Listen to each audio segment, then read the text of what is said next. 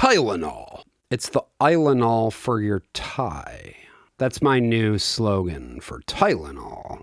It's a bad slogan. It's really just a comprehensive failure of a slogan on every conceivable level. Don't be so hard on yourself. Damn. I said that Tylenol is the Tylenol for your tie. That's a horrible slogan. Look, there's a lot to build off of from there. There's so much. You don't just throw away something that's imperfect. You build, you rebuild it. You restructure. You don't just throw it away. Fine, I'll throw it in. Let me throw it in your corner. What do we need to do to improve this slogan? Look, I got nothing here. I think we got to dispose of it. We're back. It's the B-side. Hello, everybody. Hello. And we sure did get a lot of mail about Ballerina Farm, huh? Yeah, a lot of people had a lot of thoughts. Rightfully so. They're sort of like a weird family. They're really odd. Yeah. And so, as we always do on the B-sides, we're going to be reading a lot of your feedback about the episode. We're also going to be using this as an opportunity to talk a little bit about stuff that we didn't have the chance to get to in the main episode. And then we also have a small news item toward the end, if we end up getting to it, which I think we will. But we got a ton of mail, and I'm excited to dig into all of these and talk about what the feedback was. Yeah, so we certainly are not going to get to like most people, sadly. So if we don't, so very sorry. We probably will eventually someday, probably. Yeah. So don't fret if you don't hear your email. Yeah. We have it. We love it. We will hold it. We will tell it. Yeah. If we don't read your email, it doesn't mean we don't love you. It just means we don't like you. Exactly. Yeah.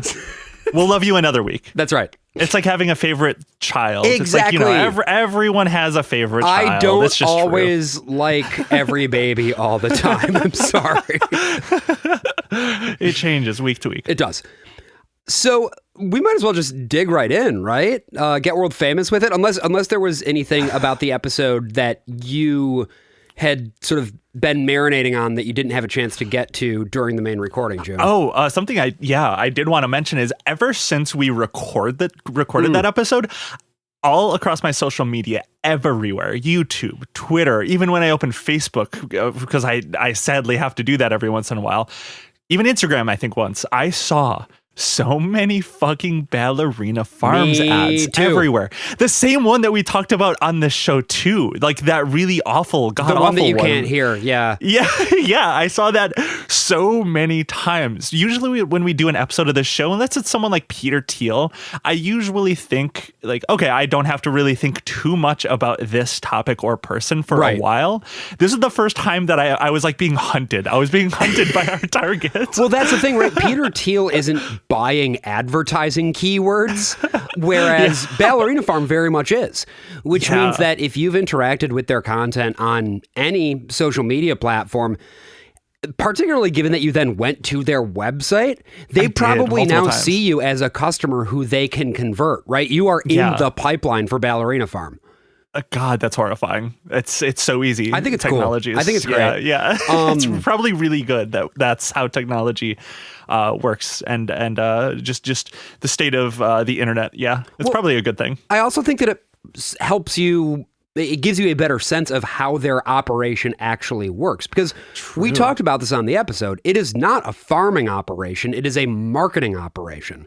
They are selling you a brand, and they are using the tools of online and new media to do that.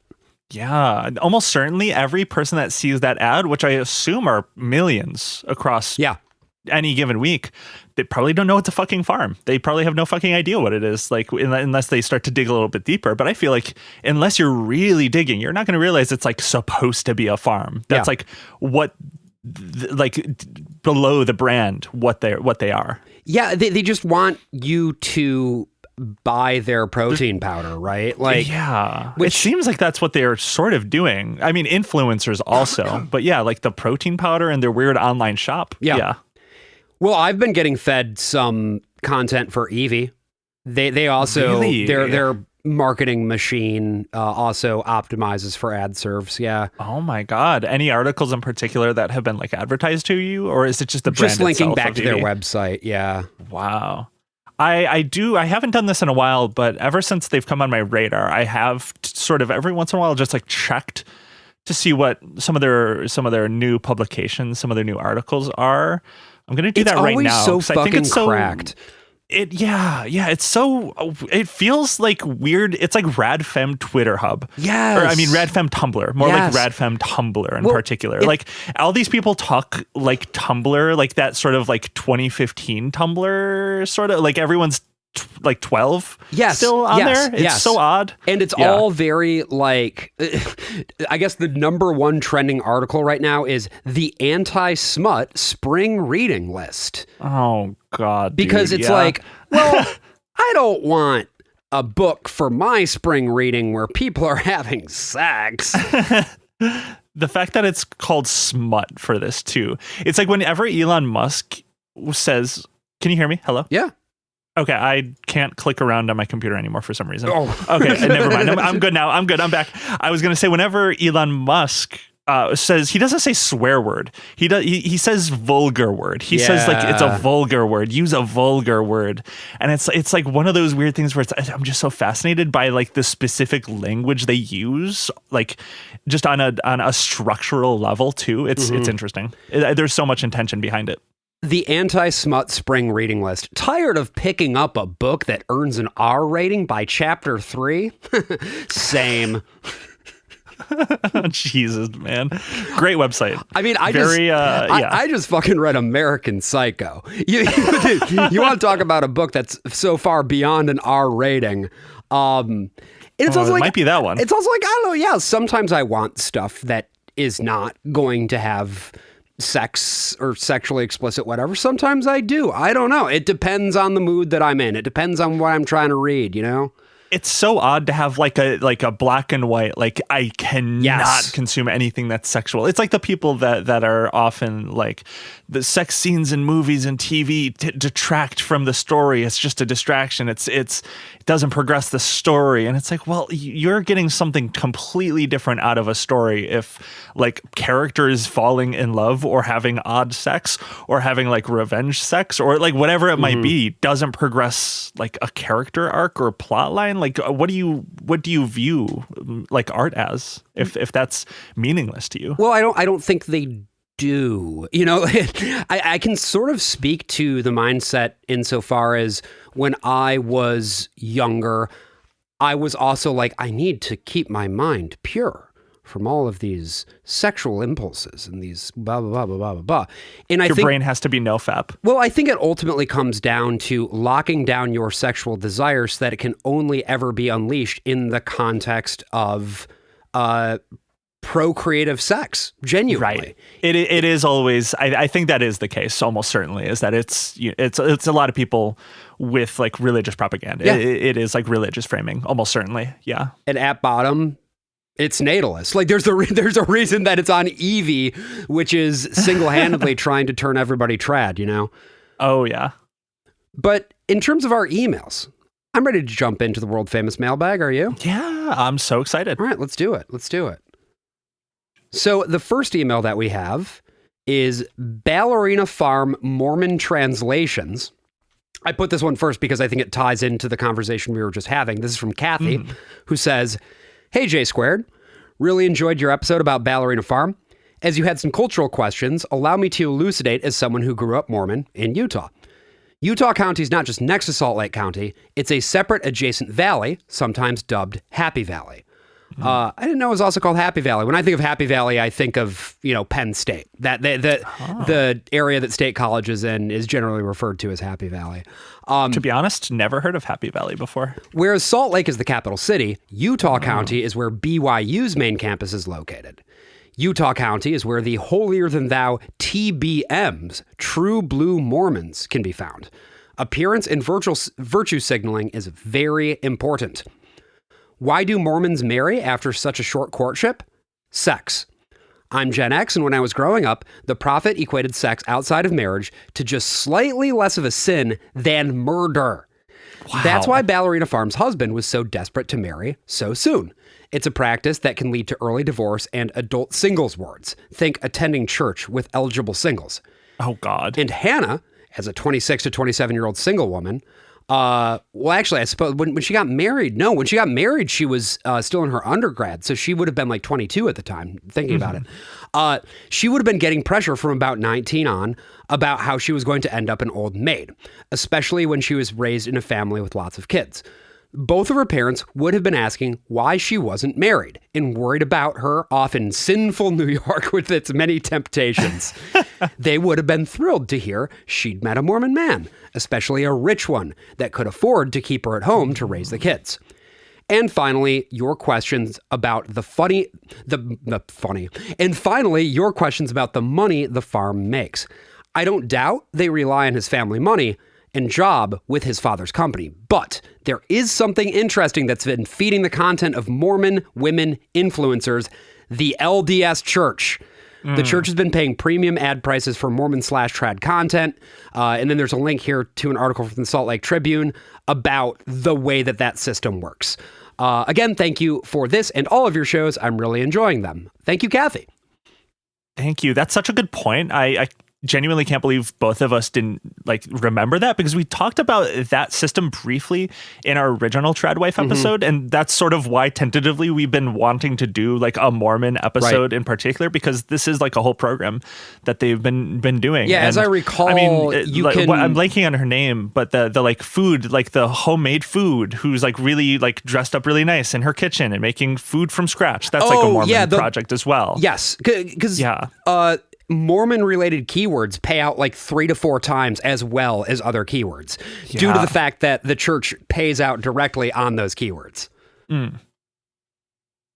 Which is crazy. That's so much, And, this article, I mean, this is one that I feel like maybe we could read out on a future B-side or something like that. But basically the gist of this article from the Salt Lake Tribune is it's just talking about the way that influencers, when they create content that is LDS approved, they then receive much, much better spend, which again, that's by design. I'm interested because I assume not all, they don't probably mind. Sometimes this is pure speculation, but if something is LDS Church approved, but the person isn't a member of the church, would they still pay someone theoretically? Maybe. I would find it interesting if they would. I mean, that they still find value in the cultural project that they're sort of supporting, even if it's not directly tied to the church. So this article is specifically talking about cases where they are doing direct collabs, which I'm assuming also involves vetting the people directly before they pay them directly. Right. In the case of ad spend, though, I mean, there's really, if I go and I pay for some keywords that are Mormon, LDS, that sort of thing, at the end of the day, if I'm willing to pay more for the auction for those keywords, it doesn't matter whether the person creating the content is Mormon or not. It just means that they're hitting the keyword and they're, portraying it in a way that is in line with the way that I've set up the bid, Right. Now, the Mormon Church, they're strong. Yeah. They have a whole ass operation that I really do want to dig in a little bit deeper, because I don't truly understand the entire mechanism behind them and exactly where the money, what the money is from or who it's from or how. Well, it's mostly from tithes. I mean, all Mormons tithe really? 10%. Yeah. Sure. I mean, that's a lot. I mean, for how many Mormons there are, sure, 10%'s a lot, but it's a lot. They throw their weight around with that money. God damn. And churches, I know. I mean, I've been a very churches need to be taxed and all this shit for a long time. But I guess I truly underestimate how much tithing takes certain churches. Well, and one thing that makes the LDS Church really distinct compared to a lot of other churches is that 10% isn't just a suggestion; it's a goddamn requirement. God damn, that's honestly just sad to me. It's people struggle so much out there already, just in the world. I don't know how Utah is in particular, but the average person, the average state is not super wealthy. 10% of an entire person's paycheck or wage, that's a lot of fucking money. Yeah. People don't have 10% of a paycheck to just throw around for fucking most things, for an emergency, for pleasure, for anything. But this goes back to sort of what Kathy was talking about in the letter, that these are not suggestions by the church. These are commandments from the prophet. You know, Right. It's going back to the way that Joseph Smith architected the religion. Yeah, goddamn. These prophets, so-called prophets, are quite smart when creating these structures. They reinforce themselves very well, sadly. Yeah, funny thing about that, isn't it? Huh? Yeah. yeah. Damn, I think, you know what, we really do, like, we need to do a Mormon episode. It's definitely really should. It's definitely going to be something. We're going to have to do multiple Mormon episodes from different angles. Probably. Have you, because I know that, June, you do some work with social, but like, do you do keyword advertising auctions or anything like that? Is that anything you have experience with? Okay. No. Yeah, generally avoid stuff like that. Right. It's not a great way to advertise is the thing. Like in terms of efficiency, it's not a great way to reach people directly, but they're not really concerned with efficiency. They're concerned with maximizing reach at any cost. Yeah, absolutely. And I mean, you can see that with Ballerina Farms ads. Mm-hmm. They reached me super easily. Yeah. Many times, multiple times a day. But they're not going to be getting any conversion on those. Like, you're not going to buy any of their shit. They're wasting their money.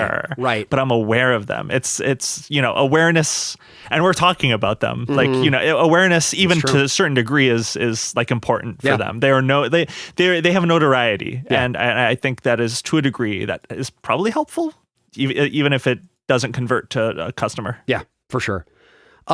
Next email we got. Do you want to read this one? Yeah. So this one is Ballerina Farms response. Oh God, the red flags. Love that title.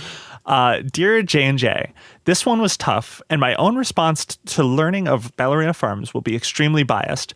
Breaking down and analyzing situations like this family are extremely difficult because it's so easy to minimize the women's agency. My bias comes from dealing with a very emotionally abusive father who, despite his protestations, is an extremely controlling narcissist who hates women. My tendency is to read any ambiguous situation through his lens because I was forced to grow up with it. Everything involving Hannah's relationship to her spouse involves red flags. From the start, there is a giant power imbalance because of his family's money. Their farm and project could lose 500% return, and they could still keep doing it because daddy's a giant CEO. This all occurs before the I called insiders to be next to you on a plane against your consent even comes into play, which isn't a meet cute. That's incredibly creepy. Everything about the interview gave off red flags, from the fact that he wouldn't let the journalist be alone with Hannah, the insistence that she not use pain medication, to the subtle brag about how she gets pregnant almost immediately after a child is born, which is just a guy being gross about how he's having sex with and controlling a woman they find attractive. The question that comes to mind was, is Hannah allowed to have friends? How distant is their compound? Does she have any interaction with someone that is a peer? Are there any moments where she is permitted to be alone or alone with another person where there is not incredibly warped power dynamic? I immediately get flashbacks to the horror I felt when I realized my father refused to let my mother have friends of her own because it meant she would have a dynamic he could not dominate. I can't help but wonder how much is Hannah's choice, but that also implies she is not making choices herself. I don't know. All I can say is every single thing about their project is creepy as heck. Sincerely, A. Thank you for the email, A.